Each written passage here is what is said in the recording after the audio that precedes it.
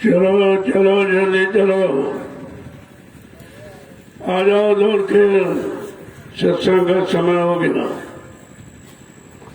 जब बच्चों को आमने सामने रूबरू फेस टू फेस बैठ के सुनोगे तब सत्संग तुम्हारी समझ में आएगा कि सत्संग ये कहता क्या है, हमें किस ओर ले जा रहा, किस तरफ जाने की प्रेरणा दे रहा। जब आमने सामने बैठोगे तब सत्संग बच्चों का असर प्रभाव सीधे मन पे पड़ता, नहीं तो ये मन किसी ने ठीक नहीं कर पाया। ब्रह्मज्ञानी ऋषि मुनियों ने हजारों वर्ष तपस्या किया लेकिन मन ठीक नहीं। योगियों ने तरह तरह के योग किए लेकिन मन बस में नहीं आए। अवतारी शक्तियों ने विनाशकारी शक्ति ताकत लेके आए लेकिन मन को बस में नहीं कर पाए। ऐसा ये शैतान मन हमारे सबके अंदर बैठा और ये अपनी मनमानी करता रहता और हम सब इसी के अधीन हैं। जो ये चाहता है, इच्छा करता है, उमंगे तरंगे उठाता, उसी की पूर्ति हम आप करते रहते हैं। यानी हम मन का सहयोग देते हैं, मन आपका सहयोग नहीं करता। इसी बात को संत महापुरुषों ने पकड़ा और सीधे ही मन को ऐसी युक्ति में लगाया जिससे ये तुम्हारे बस में हो जाए। तीन तीन युगों से तुम उसके बस में रहे हो, अब संत महापुरुषों ने ऐसी युक्ति आपको पकड़ाई कि मन तुम्हारे बस में हो जाएगा। फिर ये सत्संग सुनेगा, सेवा में लगेगा और सुमरन ध्यान भजन नाम की कमाई करेगा। इसीलिए कलयुग सबसे अच्छा युग है। वैसे तो खराब है लेकिन जीवात्माओं के लिए और मन के शुद्धिकरण के लिए कलयुग सबसे अच्छा। संत महापुरुषों ने कहा भी कि कलयुग सम नहीं आन युग जो नर कर विश्वास। कलयुग के समान कोई अच्छा युग जीवात्माओं के उद्धार का, मन के शुद्धिकरण का नहीं है, क्योंकि इसमें समृद्ध शक्ति देने के लिए समृद्ध सदगुरुदाता दयालु आए। उन्होंने पूरा शक्ति का भंडार खोल दिया। अब हम आप उस भंडार से कुछ ले ही नहीं पा रहे क्योंकि हम मन के अधीन हैं। कहा कि मन के कहे चलो मत कोई और सदगुरु कहे करो तुम सोई। अब वो काम को जो सदगुरु अपनी दया का भंडार देने आए उस भंडार से कुछ न कुछ ले लो और अपना काम बना लो। सबसे पहले तो उन्होंने बच्चों का भंडार खोला जिसे आप सीख शिक्षा कहते हो, और जब बच्चों को पकड़ लोगे तो दया का भंडार आपको मिल जाएगा। जैसे दया का भंडार मिला बस फिर आपका काम वहीं से शुरू हो जाएगा। फिर ये काल माया उसकी दया के सामने कुछ नहीं कर सकते। इसलिए जो शक्ति सामर्थ्य लेके आए और हम सब कमजोर गंदे जीवों पर दया करने आए, लेकिन हम दया को कभी पकड़ते नहीं, हम इसी मन के कहने पर चलते रहते हैं। और ये मन आलसी है, तरह तरह के आलस प्रमाद में आपको भटकाता रहता। शंका संदेह भूल भ्रम इन्हीं में आपको निरंतर फंसाता रहता। सदगुरु दाता दयालु के कभी सच्चे अच्छे बच्चों को पकड़ने नहीं देता, क्योंकि ये समझता है अगर इनके बच्चों को पकड़ लूंगा तो ये भोगों से हमें तिलांजलि लेनी पड़ेगी, इनको हमें छोड़ना पड़ेगा और इनके अनुसार चलना पड़ेगा। तो अपने को ये मतलब यानी बड़ी बेचैनी समझता कि अगर हम सत्संग बचनों को मान लेंगे और जो नाम की युक्ति उन्होंने दी उसे अगर करने लगेंगे, उसमें लग जाएंगे तो इधर ये सब छूट जाएगा। इसलिए ये आने को तैयार नहीं होता। लेकिन करत करत अभ्यास के जन्मत हो सुजान, रसरी आवत सिल पर पड़त शाम। जब निरंतर नाम के अभ्यास में लगे रहोगे, नाम की कमाई में, तो एक न एक दिन शैतान मन अवश्य मान जाएगा। इसे मानना पड़ेगा, क्योंकि वो युक्ति, वो सीख और शिक्षा, वो तालीम ऐसी है ही कि जिसके बिना माने यहाँ से कोई निकल ही नहीं सकता। जय गुरुदेव, जय गुरुदेव,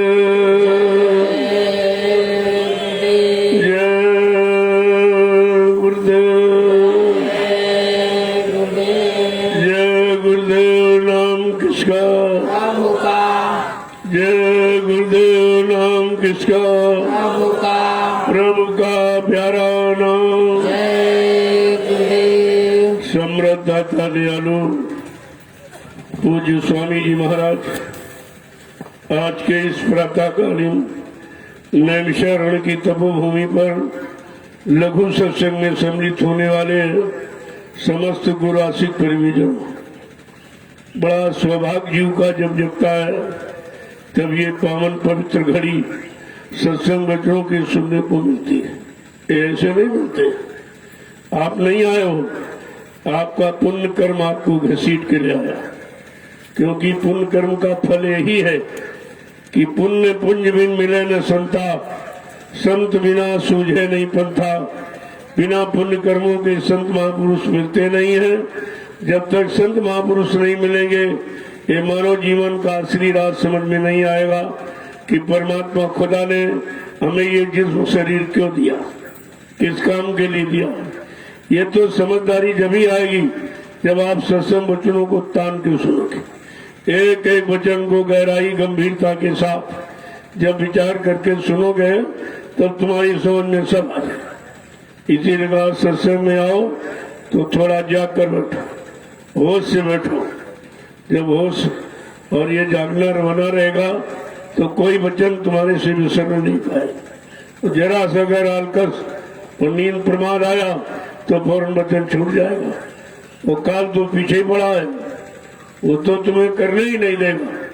वो जानता है कि अगर ये लग गया कहीं सतगुरु के वचनों में और उसी की तरफ मुड़ गया तो हमको ये सब छोड़ना पड़ेगा।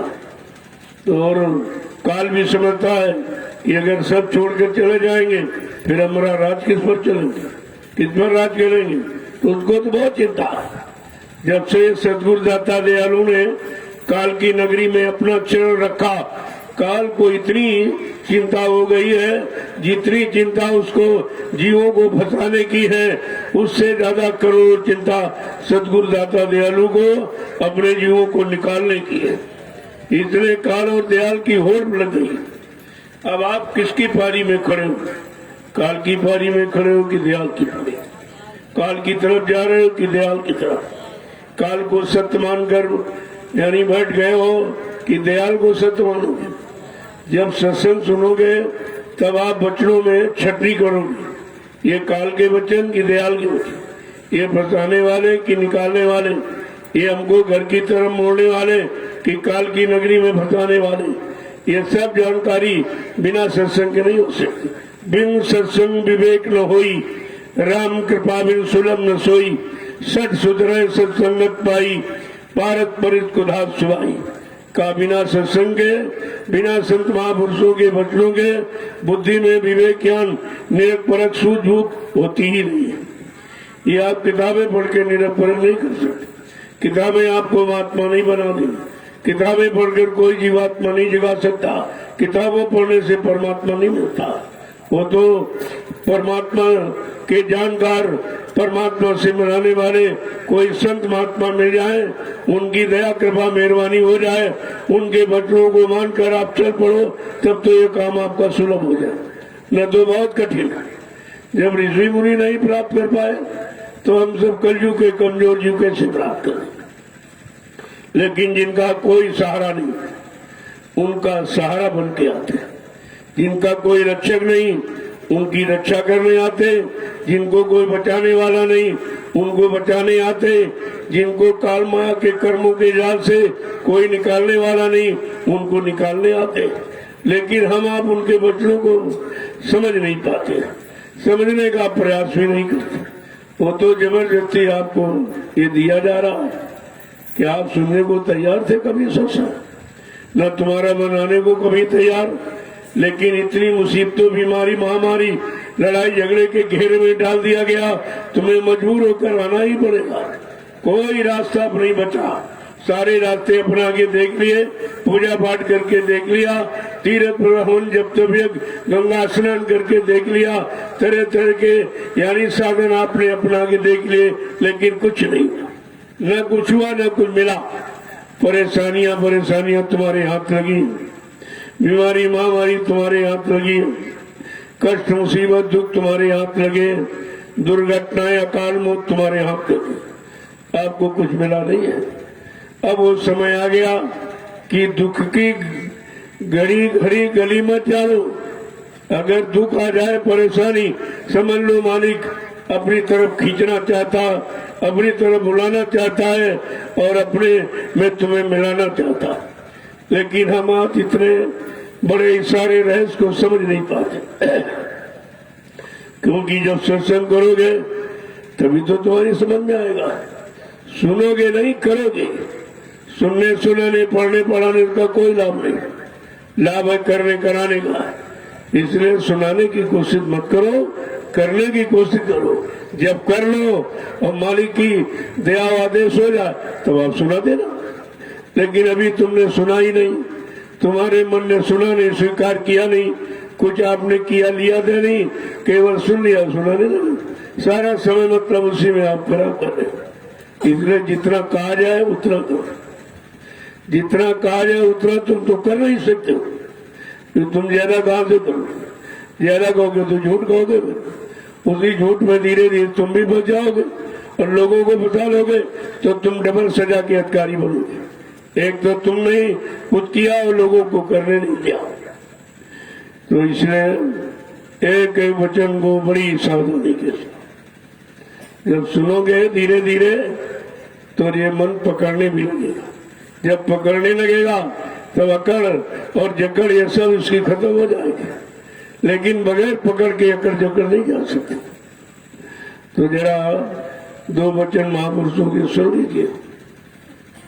उन्होंने इस मृत्यु लोक मंडल पर आके क्या किया, कितनी दया जीवों पर की, और जब कोई तुम्हारी संभाल करने वाला नहीं तब संभाल करने आए, कोई तुम्हारी सुनने वाला नहीं तब सुनने आ गए, और किसी ने बताया सुनाया नहीं तो बताने सुनाने आ गए, और किसी ने कराया नहीं और करा के आपको कुछ दिया नहीं, वो कराने और देने भी आ गए। ये सब तरफ का लाभ है अगर थोड़ा बहुत आप समझने की कोशिश करो। लेकिन कहा था बड़ी होशियारी के साथ है, क्योंकि यहाँ तुम्हारा कोई है नहीं, सब तुमको फंसाने वाले और फंसा कर लूटने वाले हैं। कहा एक तो कालमाया पीछे पड़ी, उसी से निकलना मुश्किल, दूसरा उसने पहरेदार लगा दिए, काम गुरु लोभ मोह अहंकार, उनसे बचना मुश्किल है। तो यहाँ पर बचने बचाने का तो रास्ता बताया नहीं, फंसने फंसाने का रास्ता बताया, और फंसाने वाले ही हमारे आपके पीछे लग गए और हमने उनको अपना मित्र माना जो कि सबसे बड़े दुश्मन थे। ये काम क्रोध लोभ मोह अहंकार यही तो लूट रहे, आपकी सारी शक्ति को लूट रहे और कोई सच्चा अच्छा काम करने नहीं दे रहे। लेकिन हम इस पर विचार ही नहीं कभी कर पाते, क्योंकि हमारी जब से आंख खुली हमने इन्हीं को देखा, इन्हीं के कर्म को देखा, इन्हीं के भाव विचारों में रहते लोगों को देखा, तो हम समझ रहे यही सच्चा है। लेकिन सच्चाई तो कुछ और है, ये तो सब झूठ है।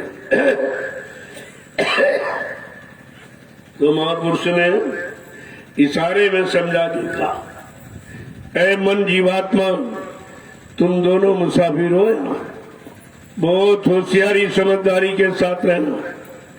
कल हमने आपको बताया था कि संत महापुरुषों ने इशारा करके क्या कहा हमारे आपके लिए, यहाँ तुम समझ सोच के चलो, लापरवाही अज्ञानता भूल भ्रम में नहीं, बहुत समझ सोच कर, क्योंकि हर जगह फंसाने वाले बैठे हुए हैं और फंसने का चारों तरफ जाल बना।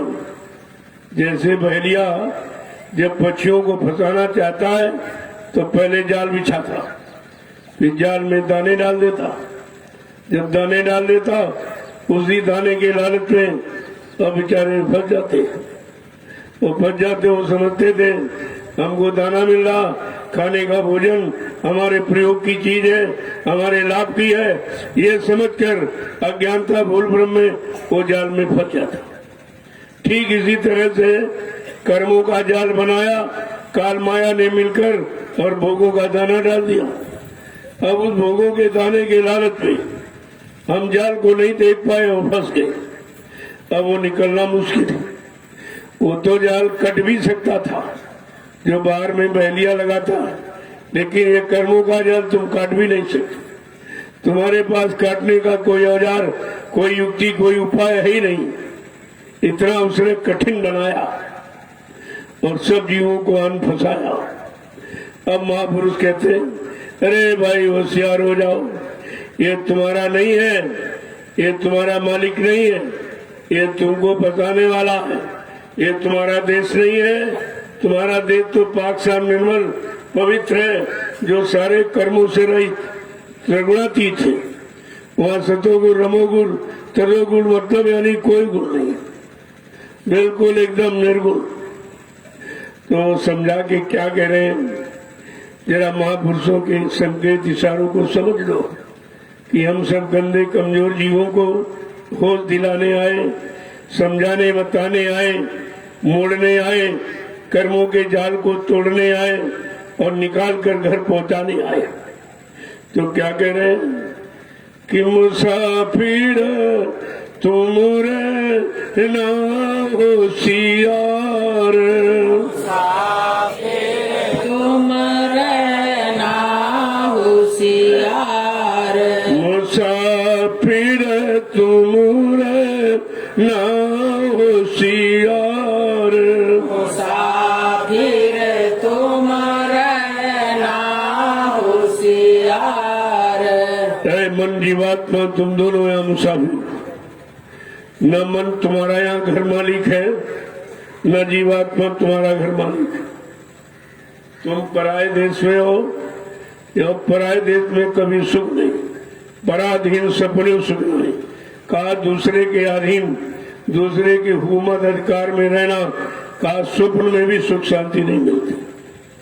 तो कहा बड़ी होशियारी के साथ आगे समझा कि क्या कह रहे हैं, क्या होशियारी रखना, किनसे होशियार रहना है कि मुसाफिर तुम रहना होशियार, मुसाफिर तुम रहना होशियार।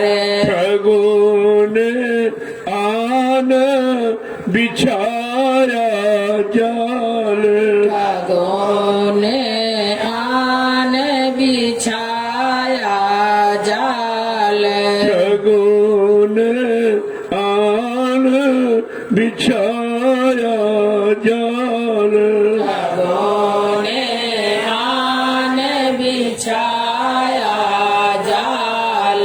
मुसाफिर तुम रहना होशियार, मुसाफिर तुम रहना होशियार। काल माया के देश में रहने वालों सबको होशियार कर रहे हैं संत महापुरुष कि तुम होशियारी के साथ यहाँ रहना, काम करना और संत महापुरुषों के वचन, सीख, शिक्षा, तालीम को मानकर यहाँ से निकलने की तैयारी करना। क्योंकि चारों तरफ तुम्हारे ठगों ने डेरा डाल रखा। काम ने, क्रोध ने, लोभ ने, मोह ने, अहंकार ने, ये इतने बड़े ठग हैं कि आप एक से भी जीत नहीं सकते। काम सवार हो जाएगा, एकदम चकनाचूर कर देगा, सारी शक्ति ताकत खत्म करके तुम्हें बिल्कुल कमजोर करके डाल देगा।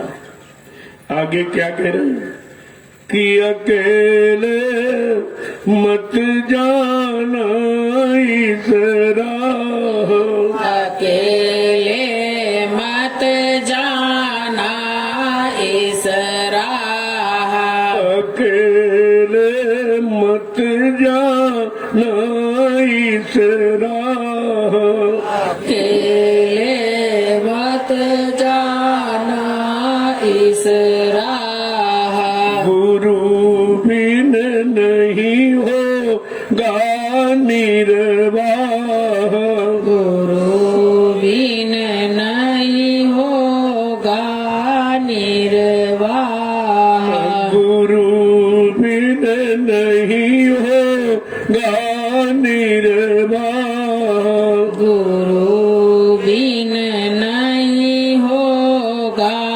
निर्वाह मुसाफिर तुम ना होशियार मुसाफिर तुम रहना होशियार अरे समझा कि अकेले मत चलो, नहीं तुम हर जगह ठग लिए जाओगे। इसलिए गुरु को साथ में ले लो, क्योंकि गुरु से ईश्वर ब्रह्म पार ब्रह्म काल महाकाल सब थर थर कांपते, वहां किसी का जोर नहीं चल सकता। ऐसे समृद्ध सदगुरु को साथ में ले लेगा। आगे क्या कह रहे हैं कि जमा सब लेंगे तेरी छीन जमा सब लेंगे तेरी छीन जमा सब लेंगे तेरी छीन जमा सब लेंगे तेरी छीन करेंगे तुमको अपना दीन अरे तुमको अपना दीन करेंगे तुमको अपना दीन तुमको अपना दीन मुसाफिर तुम ना होशियार मुसाफिर तुम रहना होशियार ठगों ने आन बिछाया जाल ठगों ने आन बिछाया जाल के ये पांचों ठग तुम्हारी जमा पूंजी को सब छीन लेंगे और तुमको अपना दास गुलाम बना के रखेंगे। कहा बहुत होशियारी के साथ रहना।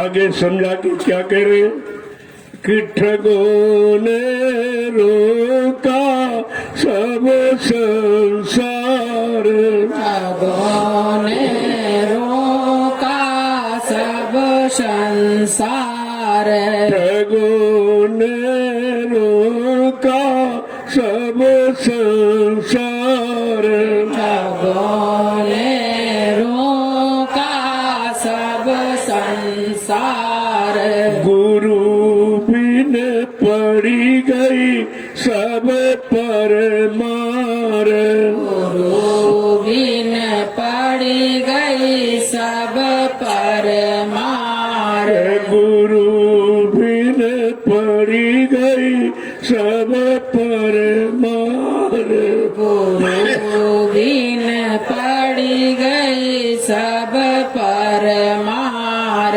गुरु बिन पड़ी गई सब पर मार गुरु बिन पड़ी गई सब पर मार मुसाफिर तुम ना होशियार मुसाफिर तुम रहना होशियार ठगों ने आन बिछाया जाल ठगों ने आन बिछाया जाल लोगों समझा के क्या कर रहे हैं इन्हीं पांचों ठगों ने सबको रोक रखा।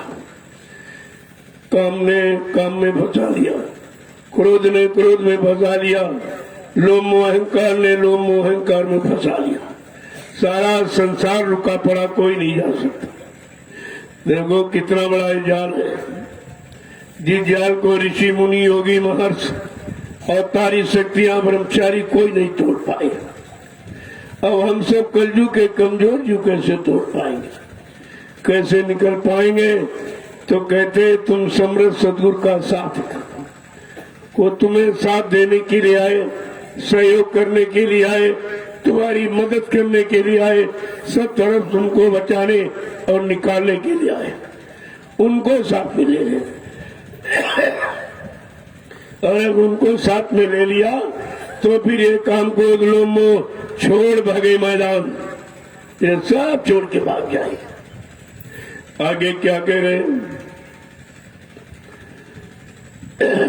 कि मान लो कहना मेरा यार, मान लो कहना मेरा यार, मान लो कहना मेरा यार, मान लो कहना मेरा यार, संग इन तजना पकड़ किनार, संग इन तजना पकड़ किनार, संग इन तजना पकड़ किनार, संग इन तजना पकड़ किनार, मुसाफिर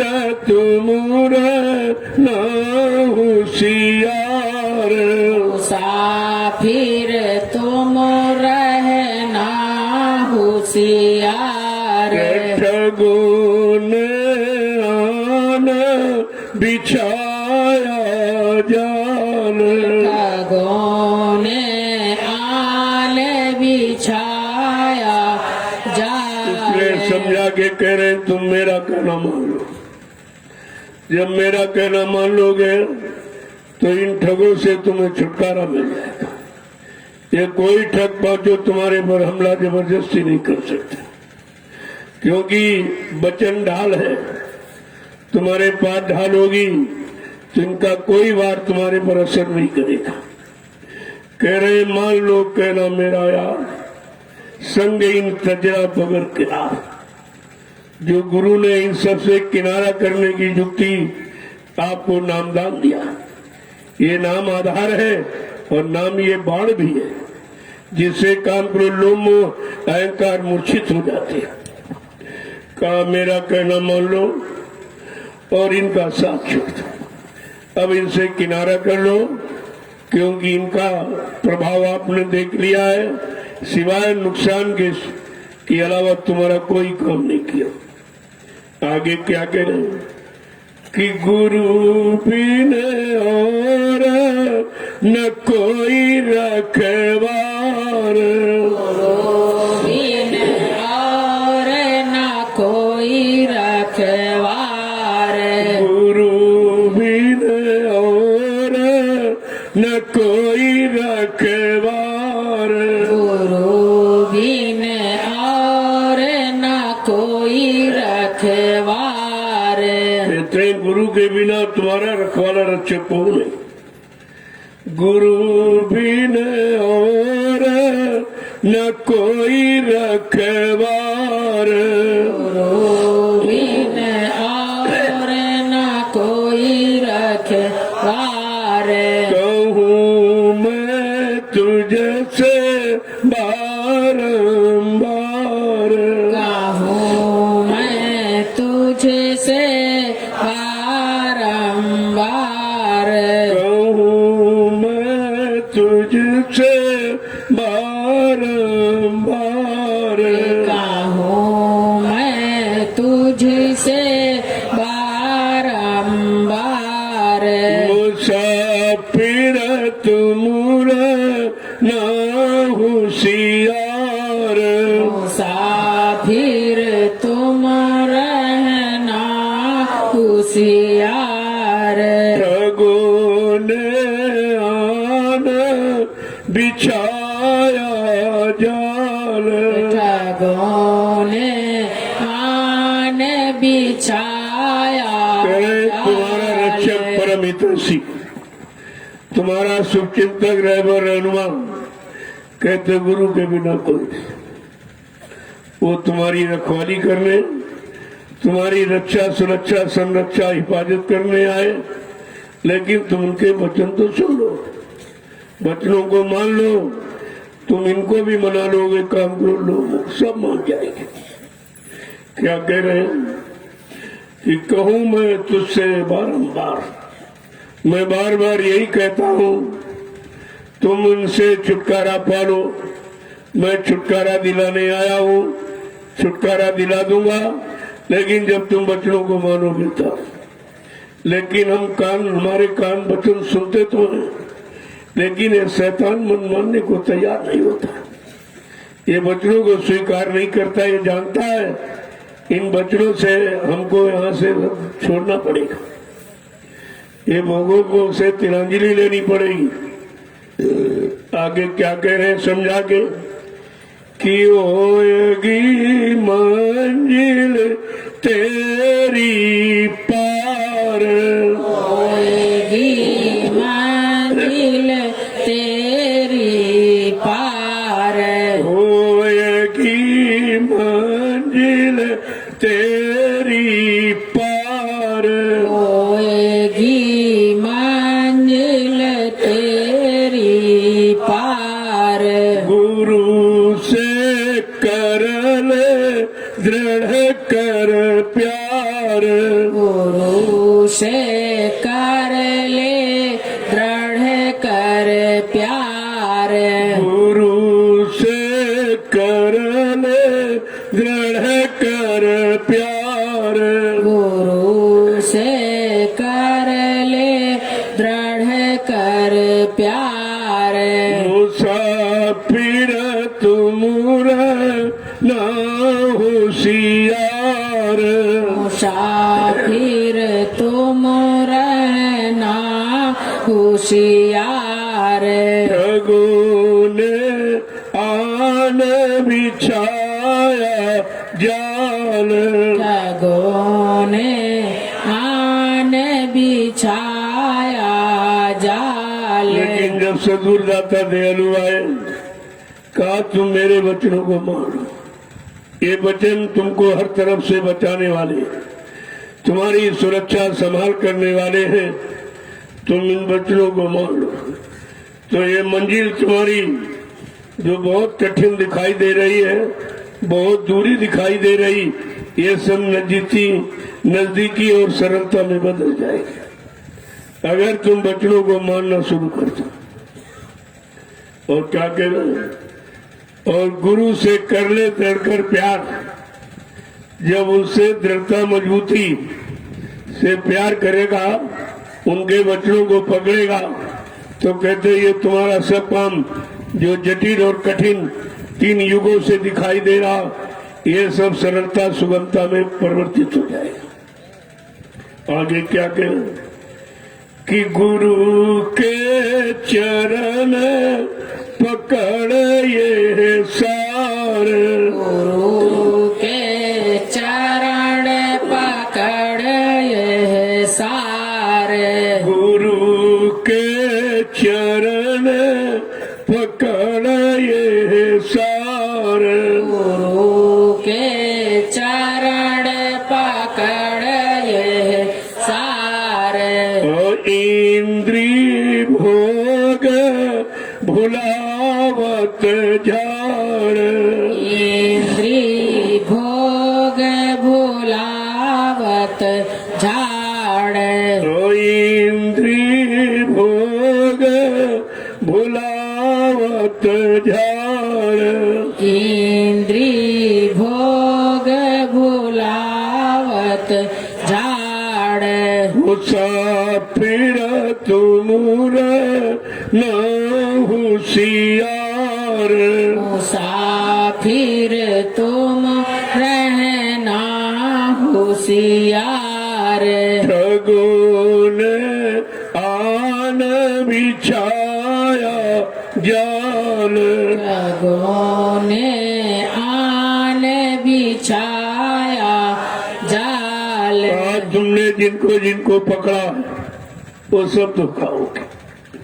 भोगों को पकड़ा उसमें भी शरीर की शक्ति नष्ट हो गई। जिनको जिनको ने पकड़ा अपना आधार बनाया सबने तुम्हें बहुत लूटा, लेकिन तुम लूट रहे हो फिर भी समझ नहीं पा रहे।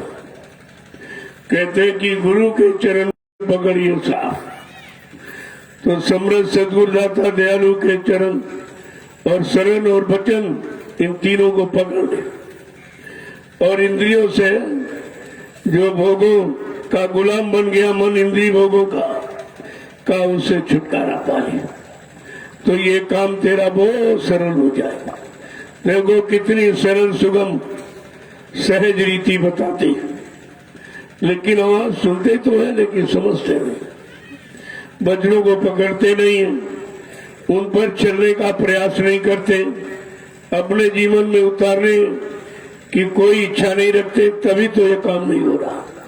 ये देरी इसी बात की, कहा कि मेरी तरफ से कोई देरी नहीं, मैंने परिवर्तन का पूरा मसाला बना दिया।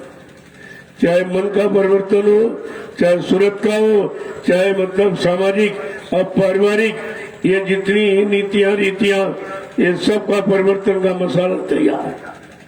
जैसे तुमको उसको योग्य देखूंगा, काबिल देखूंगा, आपको सौंप दिया जाएगा। वो कोई लेकर यहां से थोड़ी जाएगी, वो तो देने आएगा। लेकिन दे किसको?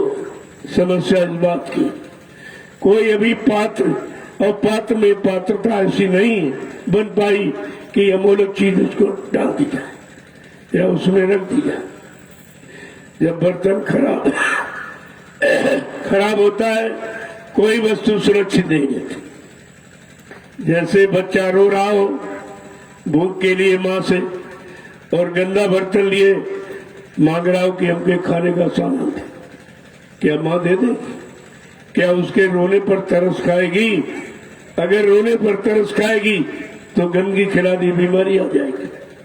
इसलिए कितना बच्चा रोए, जब तक माँ उस बर्तन को अपने अनुसार पाक साफ मांझ कर अच्छा नहीं बना लेगी तब तक वस्तु नहीं परोसती। ऐसे हम आप कितना भी रोते रहे, लेकिन ऐसे वो चीज नहीं दी जाएगी जब तक पात्र और पात्रता अपने अनुसार तैयार नहीं कर ली जाए। आगे क्या कह रहे?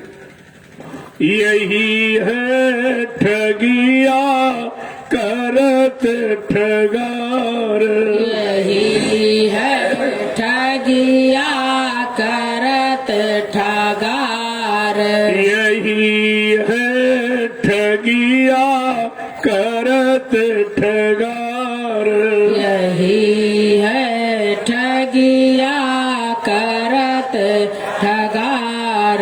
कहे सतगुरु स्वामी तो ही समार, कहे सतगुरु स्वामी तो ही पुकार, कहे सतगुरु स्वामी तो ही पुकार, कहे सतगुरु स्वामी तो ही पुकार।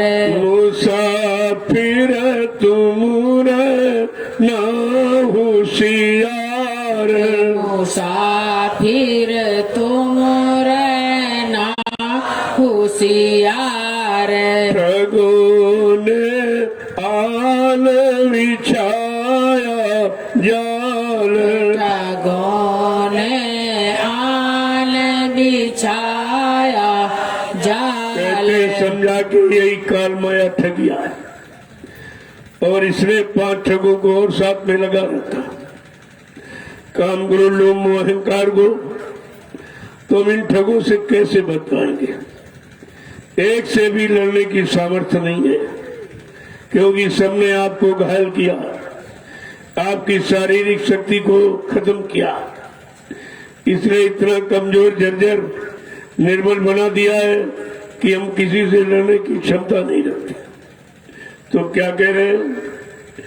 कहे सतगुरु स्वामी तो ही पुकार, का बार बार वो पुकार गुहार लगा के बता रहे हैं इन ठगों से, इन ठगियों से सबसे होशियार हो, क्योंकि यहां तुम्हारा कोई है नहीं। तुम्हारी रक्षा सुरक्षा संरक्षा हिफाजत करने बचाने वाला कोई नहीं। ये सब ठगने वाले, सब गिराने वाले, गिरा करके तुम्हें यानी तुम्हारी शक्ति का हिरास करने वाले हैं। कोई तुम्हारी मदद करने वाला नहीं है। आगे क्या कहें कि शरण में आ जा ले संभाल, शरण में आ जा ले संभाल, शरण में आ जा ले संभाल, शरण में आ जा ले संभाल, नाम संग हो जा होए उद्धार, नाम संग हो जा होए उद्धार, नाम संग हो जा होए उद्धार, नाम संग हो जा होए उद्धार, मुसाफिर तुमुर ना होशियार, मुसाफिर तुम रहना होशियार, ठगों ने आन बिछाया जाल, ठगों ने आन बिछाया जाल, तो वो सब तरफ से फसला बताते, किसने किसने फंसाया और ठगा वो भी बताते, और ये भी बताते इनकी ठगाई से तुम मुक्ति कैसे पाओगे। कहा शरण में आ जा ले संभाल, अगर तू शरण में आ जा तो सब तरफ से मैं तुम्हारी संभाल कर दूंगा। देखो ऐसी बात नहीं कि केवल भयभीत करते हैं और युक्ति नहीं बताते, सबका कारण बता रहे और निवारण बता रहे कि अगर तू मेरी शरण में आ जा तो सब तरफ से तेरा बचाव हो जाएगा, सुधार हो जाएगा, संभाल हो जाएगी। और नाम के संग हो जा, जो नाम का आधार देते, जिसे नामदान देते, ये नाम आधार है। इसी नाम आधार को पकड़कर सारी सुरते हुए जीवात्माएं सतलोक से नीचे उतारी गई और यहाँ मृत्युलोक में आकर के फंस गई। इसलिए पहली बात तो इच्छा जीवात्माओं ने व्यक्त की थी, प्रेरणा तो नहीं की थी। बगैर प्रेरणा के तो पता नहीं हिल सकता। तो जीवात्माओं के अंदर ये फुरना, ये जिज्ञासा, ये कैसे इच्छा जागी कि नीचे के लोगों में भेज दीजिए, बड़ी इच्छा देखने की हो रही। उसे क्या मालूम नीचे के लोग हैं कि नहीं है, कैसे है, क्या है। लेकिन प्रेरणा उन्हीं ने पैदा कि उनको ये जानकारी करानी थी कि देख तेरे लोग के अतिरिक्त जितने लोग नीचे, क्या उनमें कोई सुंदरता है, कोई स्थिरता है, कोई प्रकाश है, कोई सुख आनंद है कि नहीं है। ये अनुभव कराने की ये उन्होंने यानी प्रेरणा पैदा किया। और जीवात्मा बार बार कहने लगी कि मालिक एक बार दया कृपा मेहरबानी करके कृपया हमें उन नीचे के लोगों में उतार दीजिए। बड़ी देखने की इच्छा हो। यद्यप वो तेरा समझाया सत्पुरुष ने, कहा नहीं पागल मत बन, जो सबसे नीचे का लोक है वो काल माया का, वहाँ बहुत गंदगी, वहाँ दुख और सुख, वहाँ पाप और पुण्य, वहाँ जन्म और मरण, यानी ये सब, और नरक सुरक्षा बदल है। और ये तेरा देश तो खंड है, प्रकाशवान है, यहाँ कोई किसी तरह जन्म मरण का चक्कर नहीं, न जन्म होता न मृत्यु के हवाले होता, न यह पाप है न यह पुण्य है, न सुख दुख की मिलोनी रचना किसी तरह किया नहीं है। लेकिन इतनी जबरदस्त प्रेरणा भर दी थी कि बार बार कह रही नहीं नहीं एक बार दे दीजिए। कहा अच्छा ठीक है, अगर ऐसी इच्छा है तो जाओ, लेकिन ये नाम रोड शब्द रोड पकड़ लो, ये तुम्हारा आधार है। जब वही नाम डाल दिए, यही नाम डोर शब्द डोर, इसको पकड़ा के कहा कि कोई कितना प्रयास करे, कितना भरमाए बहकाए, लेकिन नाम डोर को मत छोड़ना। अगर तूने कहीं किसी के बहकाने भरमाने समझाने में आकर इस नाम डोर की अगर छोड़ दिया तो नीचे काल माया का देश है, वो अपने पाप पुण्य कर्मों की मिलानी रचना में तुम सब जीवात्माओं को फंसा देगा। फिर तुम वापिस अपने घर कभी नहीं आ पाओगे। बहुत समझा बुझा के भेजा। जब जीवात्माओं को सत्यलोक के नीचे उतारा तो सत्यलोक के नीचे है कारण लोक। जब कारण लोक में जीवात्माओं को उतारा गया तो कारण कपड़ा पहना दिया, क्योंकि नंगी तो भेजी नहीं जाएगी। और त्रिलोक में तो जीवात्मा खजागत बनी, वहां कोई जिस्म शरीर की आवश्यकता नहीं, वहां कोई आप पाप पुण्य है नहीं, कोई एक भेद वहां कुछ नहीं है। इसलिए सत्यलोक के नीचे जब किसी लोक में उतारा जाएगा तो नंगी नहीं भेजी जाएगी, उसी लोक का कपड़ा पहना दिया जाए। जब सत्यलोक के नीचे सत्पुरुष ने हम सब जीवात्माओं को उतारा सत्यलोक के नीचे कारण लोक, तो कारण कपड़ा पहना दिया। कारण कपड़ा देखिए मतलब है जो पांच तत्वों का शब्द स्पर्श रूप रसगंध, ये पांच तत्वों का कपड़ा पहना दिया। जब सत्पुरुष ने हम सब जीवात्माओं को कारण लोक के नीचे उतारा, कारण लोक के नीचे सूक्ष्म लोग है जो 9 तत्वों का शब्द स्पर्श रूप रसगंध चतुष्संताकरण मन बुद्धि चित्त और अहंकार, ये 9 तत्वों का कपड़ा पहना दिया। जब सत्पुरुष ने हम सब जीवात्माओं को सूक्ष्म लोक के नीचे उतारा तो सूक्ष्म लोक के नीचे लिंग लोक, जिसे देवलोक कहते हो, ये 17 तत्वों का 10 इंद्रियां चतुष्संताकरण सतोगुण तमोगुण रजोगुण, ये 17 तत्वों का कपड़ा पहना दिया। जब सत्पुरुष ने हम सब जीवात्माओं को लिंग लोक के नीचे उतारा, लिंग लोक के नीचे ये मृत्यु लोक जहाँ हम आ बैठे, जब यहाँ उतारा तो यहाँ का कपड़ा पहना दिया। यहाँ का कपड़ा 5 तत्वों का जल पृथ्वी अग्नि वायु आकाश, ये 5 तत्वों का कपड़ा पहना दिया। अब जीवात्मा पर कितने खोल कवर चढ़ गए, कहते 4, कारण सूक्ष्म लिंग और स्थूल। ये मृत लोग को संतों ने स्थूल लोग का, तो ये 4 तरह के कपड़े पहना दिए। जो इन चारों कपड़ों को उतारना जानता और जीवात्माओं को चारों कपड़ों से अलग करके खड़ा करेगा, पाक साफ निर्मल पवित्र करके, वो नामदान देगा, वो नामदान देगा। ऐसे नहीं एक ने अल्लाह मचा दिया, सब तोड़ पड़े, नामदान हो रहा, नामदान हो रहा, नाम। अरे भाई कौन सा नामदान होने लगा? जो बाबा जी ने 5 नाम दिए, क्या इसके अलावा और कोई 6ठा 7वां 8वां नाम दे रहा? जो तुम कह रहे हो नामदान दे रहा, अरे नामदान सुना रहा कि दे रहा? बाबा जी के 5 नामों को दोहराया जा रहा, सुनाया जा रहा। ये तो पहले भी ये काम करता था, ये कौन सा नया काम हो?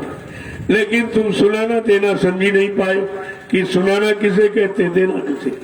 इसी यानी फूल भ्रम में तुम फंस गए और जो असली चीज थी वो छूट गई और नकल में आप फंस गए। अरे नकल तो नकल ही है, नकल कभी असल नहीं हो सकती, और असल नहीं तो तुम्हारी शकल भी बिगड़ सकती है, वो भी तो बिगड़ जाएगी।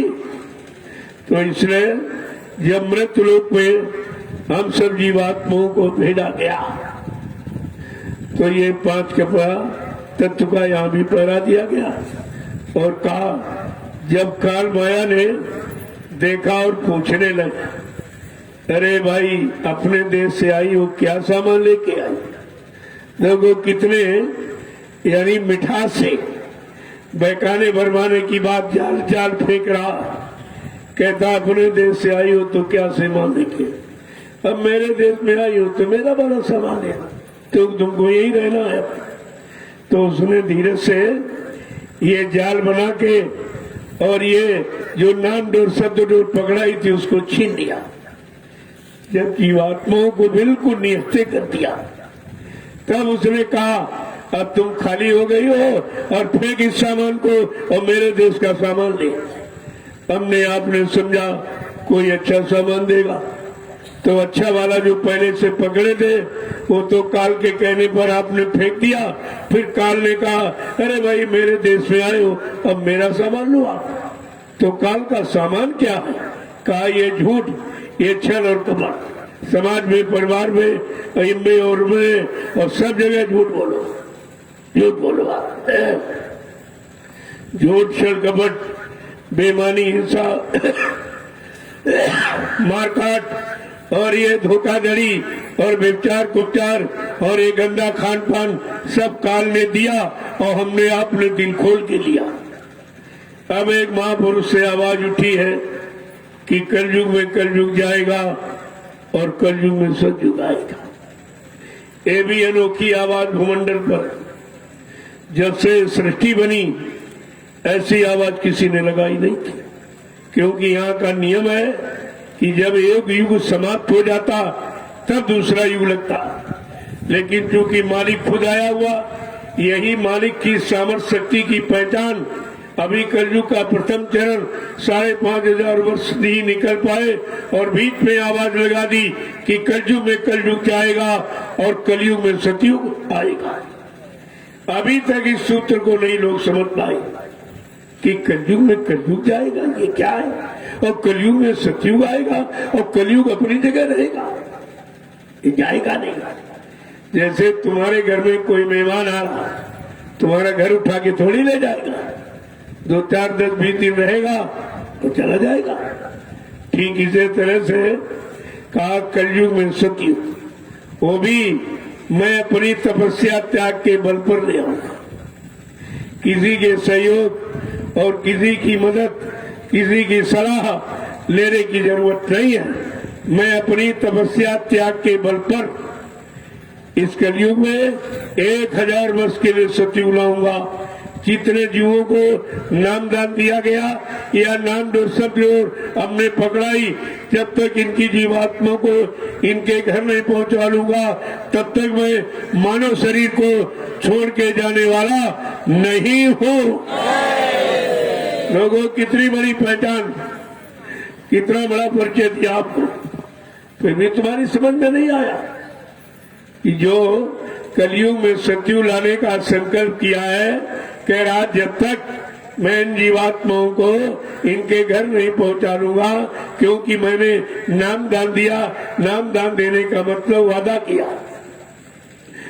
किया कि जब तक इनको घर नहीं पहुंचाऊंगा मैं इस मानव शरीर को छोड़कर जाने वाला नहीं हूं, चाहे इन जीवात्माओं को घर पहुंचाने में कोई लीला, कोई खेल, कोई करिश्मा क्यों न करना पड़े, लेकिन मैं इनको पहुंचा दूंगा।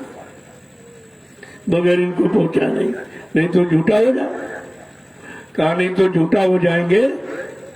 लेकिन आपने वो भी नहीं समझा कि इसमें हमारे गुरु का अपमान है कि सम्मान है, कि गुरु को झूठा होने वाला कि सत्य होने वाला कुछ नहीं समझा। एकदम बौखला गए और अपने गुरु को झूठा कहने लगे, अपने गुरु को बदनाम करने लगे कि झूठ बोल के चले गए, वारा खिलाफी करके, दगेबाजी करके चले। ये प्रचार और शुरू कर। एक तो गुरु का कोई काम नहीं किया, किसी वचन को मान नहीं पाए और कोई दया ले भी नहीं पाए, और ये और प्रचार करने लगे कि गुरु पर कलंक लगाने लगे कि झूठ बोल के चले गए, जबकि कितने वादे किए गए, कितनी जानकारी आपको दी कि मेरे बारे में कोई शंका संदेह भूल भ्रम न रह जाए, इसलिए सब कुछ बताया। कहां से आए, अपना धाम और अपना काम और जगह नाम का तीनों परिचय आपको दिया। तीनों परिचय मिल जाने के बाद फिर आप धोखे में कैसे रहेंगे? जब किसी में शंका होती है तो हम पर से उसका पता पूछने लगते, उसका एड्रेस पूछते हैं, भाई कौन है, कहां से आया, कहां का रहने वाला, क्यों, सब पता पूछते। क्या पता मिल जाने के बाद भी शंका रह जाती जब सम्राट दाता दयालु ने हमें आपको पूरा परिचय दे दिया कि हम आए वही देश से जहां तुम्हारा धाम, तुम सबको घर पहुंचाना एक हमारा काम। कहा मेरा मृत्युलोक मंडल में आने का दूसरा कोई कारण नहीं, न रात पाट लेने आया हूँ, न रात पाट करने आया हूँ, न धन दौलत लेने आया हूँ, काल का कोई सामान लेने नहीं आया हूँ। फिर आप शंका में कैसे? कहा एक काम करने आया हूँ कि तुम सबको घर पहुंचाने आया। गुरु कह रहा घर पहुंचाने आया हूँ, और चेलों ने गुरु को पहले ही पहुंचा दिया, पहले ही पहुंचा दिया। सब झूठा प्रचार। सारे हिंदुस्तान में स्वार्थ लोभ लालच में इतने अंधे हो गए कि यानी मतलब इतना झूठा, ये कितना बड़ा अपमान है। आपसे कह दिया तुम बहुत झूठे हो, तो ये गाली है, अपमान है कि सम्मान है? और गुरु को कितना अपमान किया गया, और तुम सब सहते रहे। पांच ने ये नाटक रचा, तुम 45 करोड़ क्या करते रहे? क्या करते रहे? जबान खोल कर कह भी नहीं पाए अपने गुरु की सत्यता और वचनों की सत्यता और वादा और संकल्प और प्रतिज्ञा और काम करने की सत्यता को तुम अपने मुंह खोल के निकाल भी नहीं पाए। तो तुम्हारे जैसा गुनहगार और कौन होगा? इतना बड़ा कलंक लग गया गुरु पर, और सब मौन बैठे। किसी की हिम्मत नहीं पड़ी। अरे तुमको अपने सत्य बात तो कहनी चाहिए जो तुमको सुनाई गई थी कि बच्चा मैं काम करने आया हूँ, काम करके जाऊंगा। मैं परिवर्तन करने आया हूँ, परिवर्तन करके जाऊंगा, और बिना परिवर्तन किए मैं जाने वाला नहीं हूँ। और मुझे मारने का यहाँ कोई सामान अभी तैयार नहीं, सृष्टि में कोई सामान तैयार नहीं। और आपको उदाहरण देके कहा कि गांधी महात्मा छूट गए और गोली के शिकार हो गए। बेचारे नहीं अपने आप को बचा पाए, नहीं सुरक्षित रख पाए, लेकिन मुझको मारने के लिए अभी सृष्टि में कोई गोला बारूद तैयार नहीं। न मुझे कोई मार सकता, न मुझे कोई धोखा दे सकता, न मुझे कोई धन दौलत सामान से खरीद सकता। मैं अपना काम करने आया हूँ, काम करके ही जाऊंगा। जय गुरुदेव। फिर आप शंका में कैसे रहे? क्या बताने पर भी कोई शंका रह जाती, परिचय देने पर भी कोई शंका। और 3 तरह के वादे किए। एक तो अपना परिचय दिया कि हम आए हुए देश से जहां तुम्हारा धाम, तुम सबको घर पहुंचाना एक हमारा काम। दूसरा वादा किया कि मतलब यानी नाव लगाई शब्द की, चढ़ बैठे कोई शोर। कहा मैंने नाम की नौका लगा दी भवसागर पार करने के लिए और तुमको तुम्हारे घर पहुंचाने के लिए। तुम विश्वास के साथ मेरी नाम नौका पर सवार हो जाओ, मैं तुमको तुम्हारे घर पहुंचा दूं। इसमें आपको करना ही क्या था? ना तुम्हें माला घुमानी, नाक कान नाक बंद करना, कुछ नहीं। और ये भी कहा तीसरा वादा कि भव सागर भरमो नहीं, ये प्रताप हमार, अरे निश्चय करके मान ले तो तुरंत उतारू पार। केवल मान ले, कुछ नहीं करना। तुम मान भी नहीं पाए, पहचान भी नहीं पाए हो, जान भी नहीं पाए हो, अपना बना भी नहीं पाए हो, अपना कोई काम करवा भी नहीं पाए हो, तो तुम्हारे जैसा दुर्भाग्यशाली कौन होगा? कहा इस भवसागर में तुम कोई भ्रम मत करना कि तुम्हारे लिए कोई दूसरा आ जाएगा, नहीं आएगा। कोई दूसरा नहीं आएगा, कोई दूसरा काम नहीं कर सकता। कोई एक दुकान अपने स्वार्थ की अलग लगा सकता, लेकिन तुम्हारी नैया पार नहीं लगा सकता। ये काम किसी के बस का नहीं।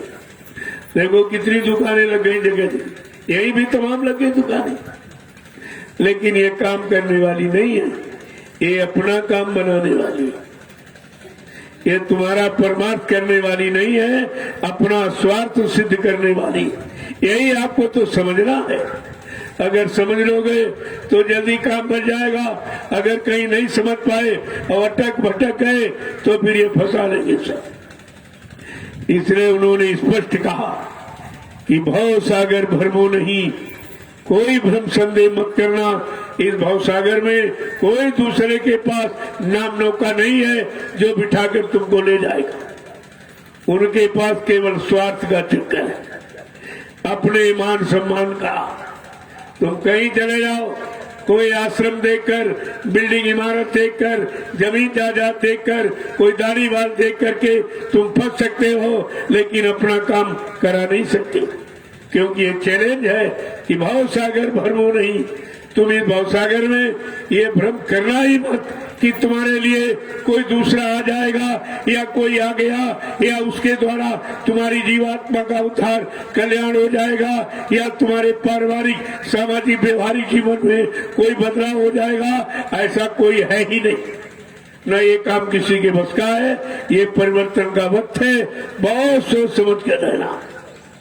ये परिवर्तन किसी के बस का नहीं, ये किसी के बस का नहीं। इंसानी शकल से कभी परिवर्तन नहीं हुआ। शकल की नकल कोई कर सकता, दाढ़ी बाल बढ़ा सकता, लाल पीले सफेद कपड़े पहन सकता, लेकिन गुरु का काम नहीं कर सकता। ये काम किसी के बस का नहीं। और तुमको काम से मतलब कि भेष से मतलब, अरे ये भेष उद्देश्य में नहीं पहुंचा देगा। भेद तो शरीर का जो आल ने बनाया, ये शरीर यहीं पर जला के राख कर दिया जाएगा और साथ साथ में भेष भी जल जाएगा, लेकिन ये भेष तुम्हें सत्य देश नहीं पहुंचा सकता।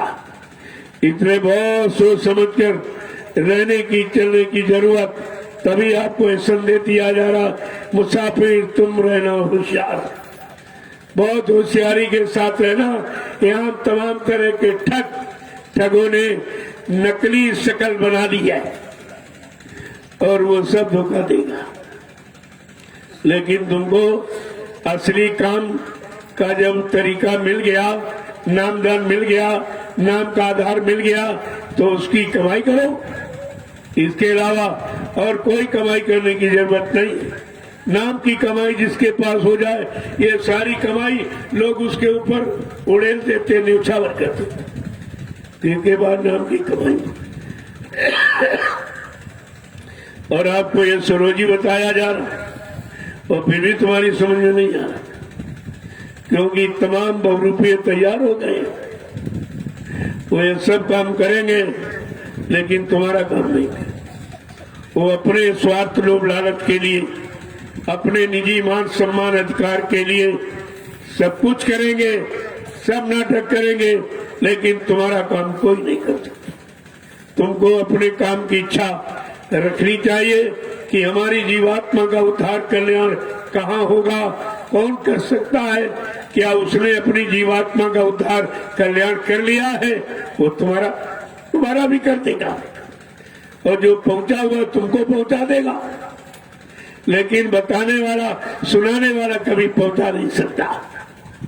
जैसे उदाहरण के लिए आपको यहाँ से नीम सार जाना, तो यहाँ एक मैंने पत्थर का मील गड़ा, उसमें लिखा है 4 किलोमीटर नीम सार। तो क्या ये पहुंचा देगा? ये खुद ही नहीं गया, ये परिचय तो दे रहा कि 4 किलोमीटर, लेकिन 4 मीटर की यात्रा कभी इसने तय नहीं की। ये कभी गया नहीं और जाता भी नहीं, केवल बताता।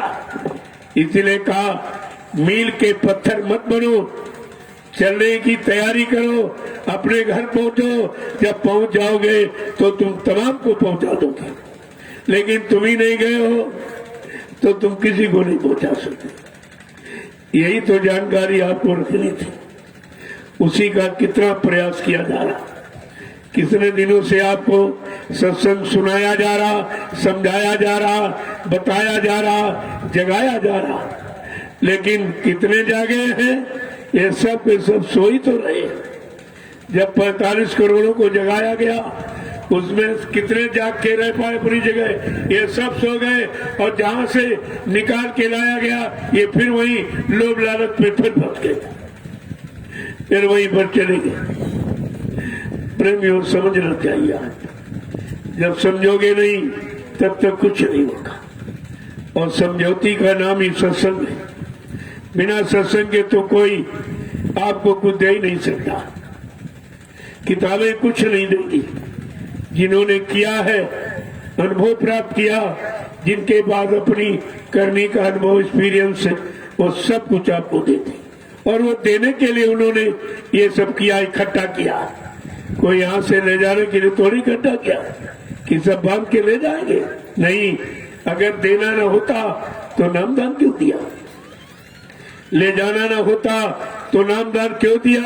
ले जाने की ताकत नहीं थी तो नामदान क्यों दिया?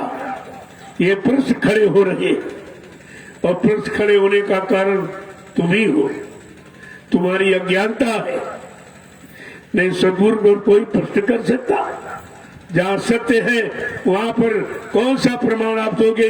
प्रमाण झूठ है और सत्य सत्य है। लेकिन तुमने उस सत्संग के वचनों को लिया नहीं था, इसीलिए सब बहेंगे बेचारे। और अभी क्या, अब कुदरत ने अपना चार्ज संभाला है, सबकी अकल ठिकाने हो जाएगी। बाबा जी ने क्या कहा था? अभी महात्मा समझा रहे, सब तरफ से मना रहे, जगा रहे, चिता रहे, होश पे लाके खड़ा कर रहे, और तुम्हें पाप कर्मों से बचा भी रहे। अगर तुमने उनके वचनों को न माना, न विश्वास किया, तो पीछे कुदरत खड़ी है, अपने एक डंडे, एक लपड़ थप्पड़ में 20 करोड़ का वारा न्यारा मिनटों में कर देगी। सबकी अकल ठिकाने है।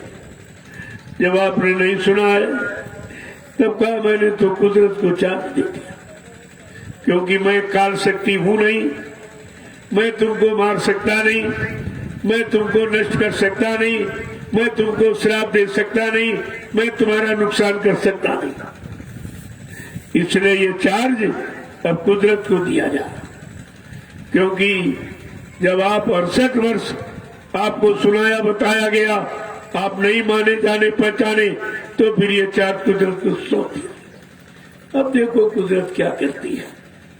अभी तो एक छोटा सा नजारा आपने देखा कुदरत का, सारा विश्व चकाचौंध हो गया और समझ में किसी के नहीं आए क्या है। कहते बीमारी बीमारी, अरे बीमारी तुम जान कैसे गए?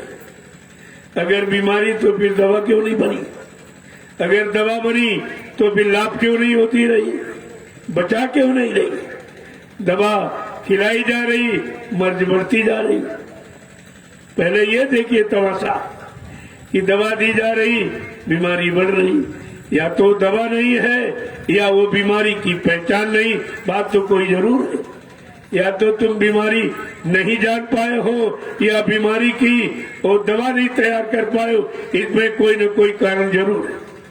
जब तक वो कारण समझ में नहीं आएगा, किसी समस्या किसी बीमारी का आप निवारण नहीं कर सकते। ये सब आपको समय से जानकारी मिली थी।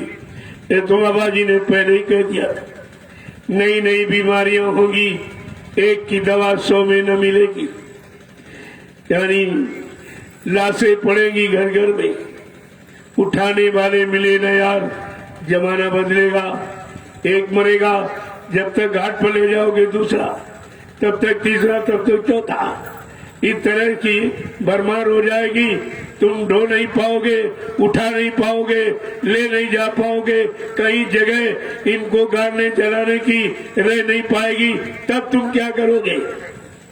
जब बाबा जय गुरुदेव जी महाराज सारे देश को, सारे विश्व को ये संदेश दे रहे थे कि ऐसा खराब समय, ऐसी खराब लाइलाज बीमारियां आने वाली हैं, डॉक्टर को खबर नहीं लगेगी, 1 मिनट में इंसान चट से हो जाएगा। तब लोग हंसते थे, कहते बाबा पागल हो गए। ये कहते थे ये पागल हो गए, क्या कह रहे? अरे वो त्रिकालदर्शी, वो भूत वर्तमान को देख के कह रहे, और तुम यानी वो दूरदर्शी, तुम निकटदर्शी भी नहीं हो। तुमको अपने पैर के नीचे का नहीं दिखाई दे रहा कि हमारा अगला कदम जहां पड़ेगा वहां अच्छा है कि सच्चा है? कुछ नहीं मालूम। तो आप देखते जाइए, अभी जाग जाओ, अभी वक्त है। गुनाहों से तुम तौबा कर लो, फिर ना कहना कि हमने सुना था, पैगाम नहीं। अभी आपको एक वक्त और अवसर मौका दिया जा रहा, अभी चाह जाओ, अभी कुछ बिगड़ा नहीं है। लेकिन आगे तो समूल नष्ट होने वाला, ये सब का सब बिगड़ने वाला। बाबा जी ने पहले कहा था कि 20-20 कोस पर कोई एक चिराग जलता नजर आएगा, इतनी झनानी हो जाएगी। महात्मा सूरदास ने भी कितने पहले आवाज लगाई थी, महात्मा कितने पहले से समय को जानते हैं, स्थित परिस्थिति को समझते हैं, आने वाली समस्याओं का समाधान भी जानते और बताते भी नहीं, लेकिन तुम उनकी बात ही नहीं मानते, सब बताते हो। महात्मा सूरदास ने कितने पहले कहा था कि रे मन धीरज क्यों न धरे, संवत 2000 के ऊपर ऐसा योग परे, पूरब पश्चिम उत्तर दक्षिण 34 काल फिरे, अकाल मृत्यु जगमाही व्यापे, प्रजा बहुत मरे। देखिए सूत्र आज लागू कहा था, अकाल मौत जगमाही व्यापे, प्रजा बहुत मरे। और क्या कह रहे हैं आगे, जब ये सब सफाया हो जाएगा, कुकर्मियों का, दुष्कर्मियों का, व्यभिचारियों का, कुपचारियों का, अत्याचारियों का, यानी जब मांसाहारियों का जब सफाया हो जाएगा, कहते सहस्र वर्ष लग सतयुग व्यापे, तब सतयुग अपना पदार्पण करेगा। गंदगी में कोई नहीं आता। जब कोई मेहमान तुम्हारे घर आता, क्या गंदगी में बैठाते हो? कितनी सफाई करते हो। और ऐसा मेहमान सतयुग ऐसा, यहाँ कोई मेहमान ही नहीं जो आ रहा, उसके लिए आपने कोई सफाई, ये सब गंदगी फैला रहे हो।